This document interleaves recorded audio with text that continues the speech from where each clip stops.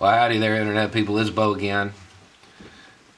If you're a conservative, I need you to stick with me for the first minute or so. There's going to be some jokes in it you're probably not going to like, but there's something really important for you at the end. Seriously. Not an April Fool's thing. Okay, so we have to talk about the three Mexican countries. If you don't know, yesterday Fox News ran a segment, and in the ticker it said Trump slashes aid to three Mexican countries. Even Fox News viewers were looking at their screens like, what? And it's hard to get a Fox News viewer to do that, but it happened.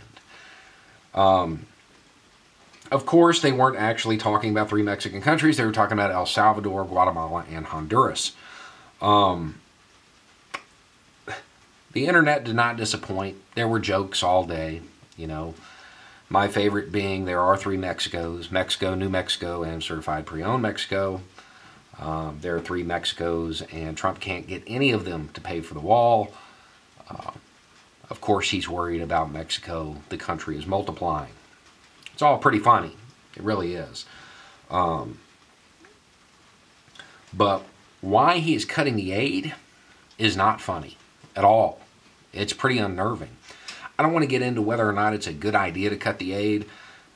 Just about every expert says it's just going to create more refugees.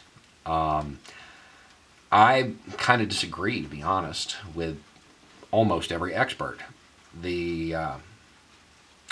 I think that if the aid money is gone, the puppet strings are gone as well.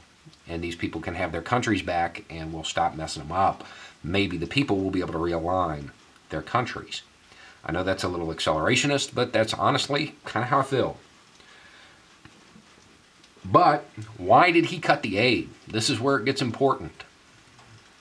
Because they didn't do enough to stop the refugees from leaving.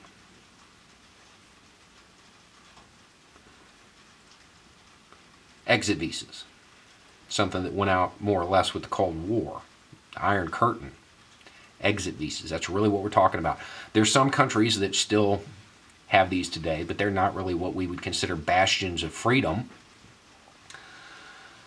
So another way to say this is that he believes it is government's job to stop you from leaving if things get bad. Another way to say that would be he believes that it is his job as head of government to stop you from leaving if things get bad. Yet another way to say that would be the guy who wants to build a wall and a militarized border along the southern part of the United States believes it is his job to stop you from leaving. Man, that's kind of unnerving. And I know right now the conservatives are like, and USA, USA. America's number one. Why would I ever leave? Yeah, okay. And you trust Trump with his power. I'm sure God Emperor Trump, he would never do you wrong. But what about when he's out of office? You trust Pelosi, Schumer, AOC with that kind of power? With the ability to determine whether or not you leave? Maybe there's a reason these things went out of vogue. Maybe there's a reason exit visas aren't really a thing anymore. Even in most tin-pot dictatorships, you don't have them anymore. I mean, let's see, Saudi Arabia still has them. Qatar, Russia, Belarus. Those are the only four I can think of. I'm sure there's others.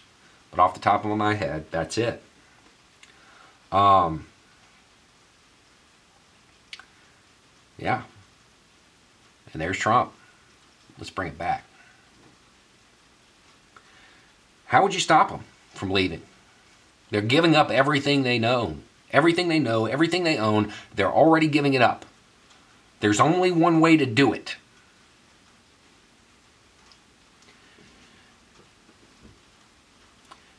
The power you grant to your favorite politician is going to be there. when the politician you hate takes charge. Maybe nobody should have this kind of power. Anyway, it's just a thought. Y'all have a good night.